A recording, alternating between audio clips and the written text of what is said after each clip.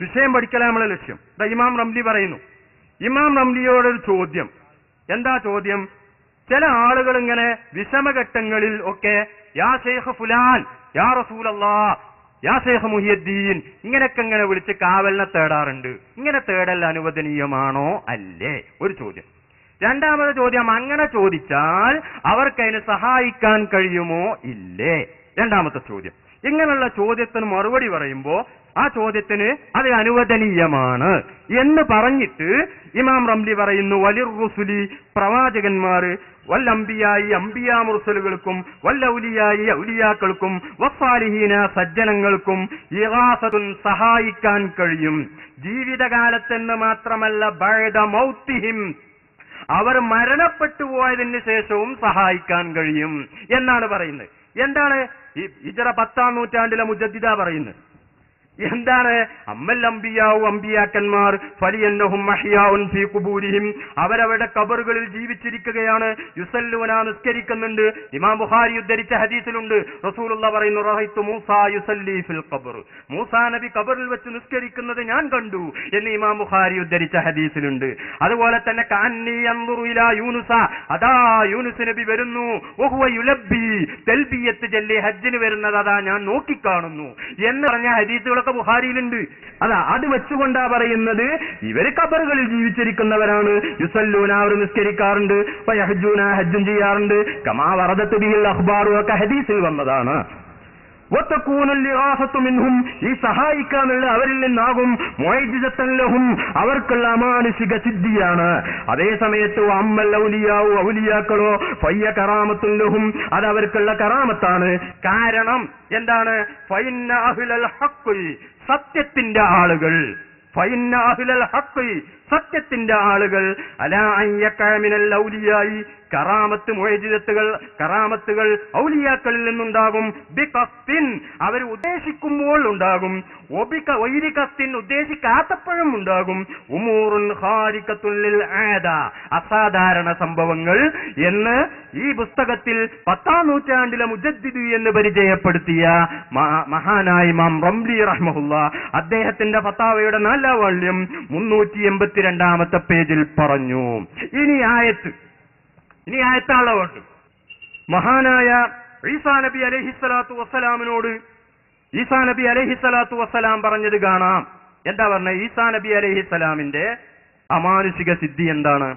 വഉബ്രിഉൽ അക്മഅ വൽ അബ്റസ വവഹ്യിൽ മൗതാ ബിഇദ്നില്ലാഹ്.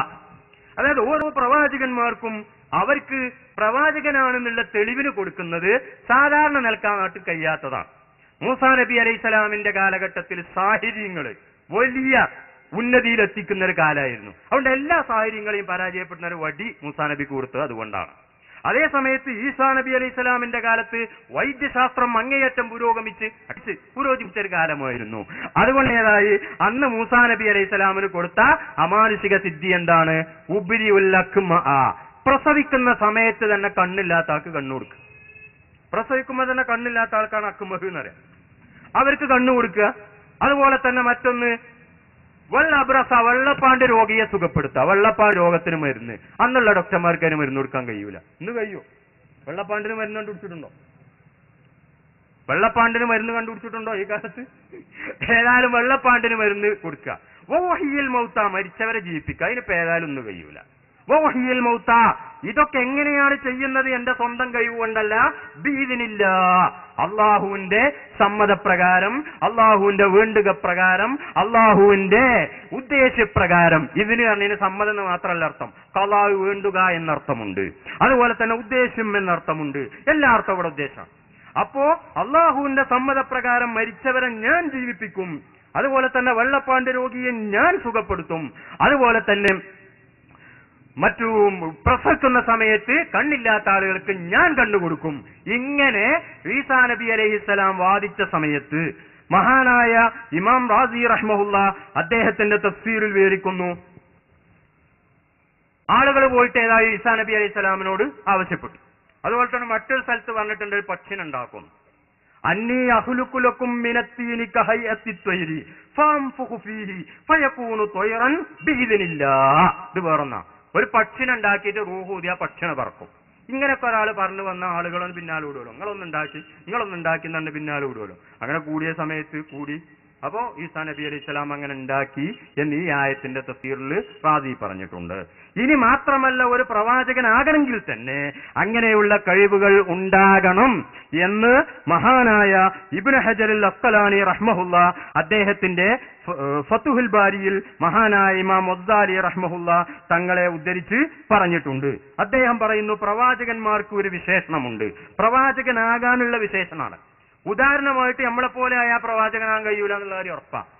ഉദാഹരണമായിട്ട് ഞാൻ അത് വായിക്കുന്നതിന് മുമ്പ് ഒരു ഉദാഹരണം പറയാം. ഇപ്പൊ ജിബ്രീൽ അലൈഹി സ്വലാമിനെ കാണാൻ നമ്മളെ കണ്ടുകൊണ്ട് കഴിയൂല. ജിബ്രീലിന്റെ സംസാരം കേൾക്കാനും നമുക്ക് കഴിയില്ല. ജിബ്രീൽ വന്നാൽ നമ്മളെ കാണാൻ കഴിയുമോ? ഇവിടെ മലക്കുണ്ട് അറിയാം, നമ്മൾ നോക്കിയിട്ട് കാണുന്നില്ലല്ലോ. മലക്കിന്റെ ശബ്ദം കേൾക്കാനോ, മലക്കുമായി സംസാരിക്കാനോ, മലക്കുമായി ആശയവിനിമയം നടത്താനോ സാധാരണഗതിയിൽ ഒരു മനുഷ്യന് കഴിയില്ല. അതുകൊണ്ട് പിന്നെ ഏതാകണം? മലക്കിന്റെ പ്രകൃതിയൊന്ന് വേറെയാണ്, മനുഷ്യന്റെ പ്രകൃതിയൊന്ന് വേറെയാണ്. ആശയവിനിമയം നടക്കണമെങ്കിൽ പറയുന്ന ആളും പറയപ്പെടുന്ന ആളും തമ്മിൽ എന്തോ ഒരു ബന്ധം വേണം. ജിബ്രീൽ പറയുന്ന റസൂലിന് കേൾക്കാനും കഴിയൂല, മനസ്സിലാക്കാനും കഴിയൂലെങ്കിൽ പിന്നെ ആ ജിബ്രീലും റസൂലും ഒരു കാര്യമല്ല. അതുകൊണ്ട് തന്നെ ഫതുഹുൽ ബാരിയിൽ ഇമാം ബുഖാരി കിതാബ് കൈഫ കാന ബദുഉൽ വഹി ഇലാ റസൂലില്ലാഹി സ്വല്ലല്ലാഹു അലൈഹി വസല്ലം എന്ന ഹെഡിങ്ങിൽ ഒരു ഹദീസ് കൊണ്ടുവന്നിട്ടുണ്ട്. തങ്ങൾക്ക് വഹി കിട്ടൽ എങ്ങനെയാണ്? അഹ്യാനൻ യഅ്തീനിൽ വഹ്യു മിസ്ല സൽസലത്തിൽ ജറസി. ഇമാം ബുഖാരി ഉദ്ധരിച്ച ഹദീസ. ആ ഹദീസിൽ പറയുന്നുണ്ട്, മണി അടിക്കുന്ന ശബ്ദം പോലുള്ള ശബ്ദത്തിൽ ചിലപ്പോൾ എനിക്ക് വഹി വരാറുണ്ട്. ചില സമയത്ത് എനിക്ക് ജിബ്രീൽ ഒരു മനുഷ്യരൂപത്തിൽ വന്ന് അങ്ങനെയും വഹി തരാറുണ്ട്. രണ്ട് സന്ദർഭങ്ങൾ ഇമാം ബുഖാരിയുടെ ഹദീസിൽ ഉദ്ധരിക്കുന്നുണ്ട്. ഞാൻ വിശദീകരിക്കാം. ഉദാഹരണമായിട്ട്, അതായത് ജിബ്രീലിനെ കാണാനും ജിബ്രീൽ പറയുന്നത് മനസ്സിലാക്കാനും ജിബ്രീലിന്റെ ശബ്ദം കേൾക്കാനുള്ള ഒരു കഴിവ് റസൂലിനുണ്ടെങ്കിലേ ജിബ്രീലിൽ നിന്ന് ഈ വിഷയങ്ങൾ ഏറ്റെടുക്കാൻ റസൂലിന് കഴിയൂ. അതേ സമയത്ത് റസൂല് പൂർണ്ണമായും ജിബ്രീലിന്റെ മർത്തബയിലേക്ക് അങ്ങോട്ട് ഉയർന്നാലോ എന്ന ആ റസൂലിന് പിന്നെ സാധാരണക്കാരായ നമ്മളുമായി ആശയവിനിമയം നടത്താനും കഴിയില്ല. അതുകൊണ്ട് റസൂലിൽ രണ്ട് വകുപ്പ് വേണം. ആത്മീയമായ റസൂലിന് മലക്കൂത്തി പ്രകൃതിയും ശാരീരികമായ മനുഷ്യപ്രകൃതിയുമാണുള്ളത് എന്ന് ഈ ഹദീസ് വിശദീകരിച്ച് ഹാഫിദ് ഇബ്നു ഹജറുൽ അസ്ഖലാനി റഹ്മഹുല്ല അദ്ദേഹത്തിന്റെ ഫതുഹുൽ ബാരിയിൽ വളരെ വ്യക്തമായി പറഞ്ഞിട്ടുണ്ട്. അപ്പൊ ചില സമയത്ത് റസൂല് ജിബ്രീലിന്റെ മർത്തബയിലേക്ക് അങ്ങോട്ട് ഉയരും, അതാണ് മിസ്ല സൽസലത്തിൽ ജറസി എന്ന് പറഞ്ഞത്. ചില സമയത്ത് ജിബ്രീൽ മനുഷ്യ പദവിയിലേക്ക് ഇങ്ങോട്ട് താവും, അതാണ് മനുഷ്യരൂപത്തിൽ വരുമെന്ന് പറഞ്ഞത്. അപ്പൊ ഇങ്ങനെയുള്ള ജിബ്രീലിന്റെ ശബ്ദം കേൾക്കാനും ജിബ്രീലുമായി ആശയവിനിമയം നടത്താനും കഴിയുന്ന ഒരാൾക്കേ ജിബ്രീലിന് ആശയവിനിമയം നടത്താൻ കഴിയുമെന്ന് ഇമാം ബുഖാരി ഉദ്ധരിച്ച ഹദീസിന്റെ അടിസ്ഥാനത്തിൽ ഹാഫിദ് ഇബ്നു ഹജറുൽ അസ്ഖലാനി റഹിമഹുല്ല പറഞ്ഞിട്ടുണ്ട്. ഇനി വ്യക്തമായി തന്നെ അദ്ദേഹം ഈ ആശയം പറയുന്നത് കേൾക്കൂ. വലഹു നബിക്കുണ്ട് സിഫത്തുന്ന വിശേഷണം, തത്തിമ്മുലഹു ആ വിശേഷണം കൊണ്ട് നബിക്ക് പൂർണ്ണമാകും അൽഅഫ്ആലുൽ ഖാരിഖത്തു ലിൽആദാത്ത് അസാധാരണമായ കാര്യങ്ങൾ ചെയ്യാൻ കഴിയുന്ന ഒരു കഴിവ് നബിക്കുണ്ട്. അങ്ങനെയാകുന്ന ആളെ പ്രവാചകനാകൂ എന്നാണ് ഫതുൽ ബാരിയിൽ പറയുന്നത്. ഏതുപോലെ കസിഫത്തി ഒരു വിശേഷണം പോലെ അല്ലത്തി എങ്ങനെയുള്ള വിശേഷണമാണ് ബിഹാ അതുകൊണ്ട് തത്തിമ്മുലു വൈരിഹി പ്രവാചകർ അല്ലാത്തവർക്ക് പൂർത്തിയാകും അൽ ഹർക്കാത്തുൽ ഇഖ്തിയാരിയ അവർ ഉദ്ദേശിക്കുന്ന സമയത്ത് എനിക്ക് കൈ അടിക്കാനും അല്ലെങ്കിൽ കൈ വട പിടിക്കാനും എന്ത് ചെയ്യാനും ഉറങ്ങാനും നടക്കാനും ഇതൊക്കെ ചെയ്യാനുള്ള ഒരു കഴിവ് നമുക്ക് അല്ലാഹു അപ്പോൾ നൽകുന്നത് പോലെ നബി സല്ലല്ലാഹു അലൈഹി വസല്ലമ തങ്ങൾക്ക് അസാധാരണമായ കാര്യങ്ങൾ ചെയ്യാനുള്ള ഒരു കഴിവ് അപ്പോൾ നൽകിക്കൊണ്ടിരിക്കുകയാണ്. അങ്ങനെ ഒരു വിശേഷണം നബിക്കുണ്ട്.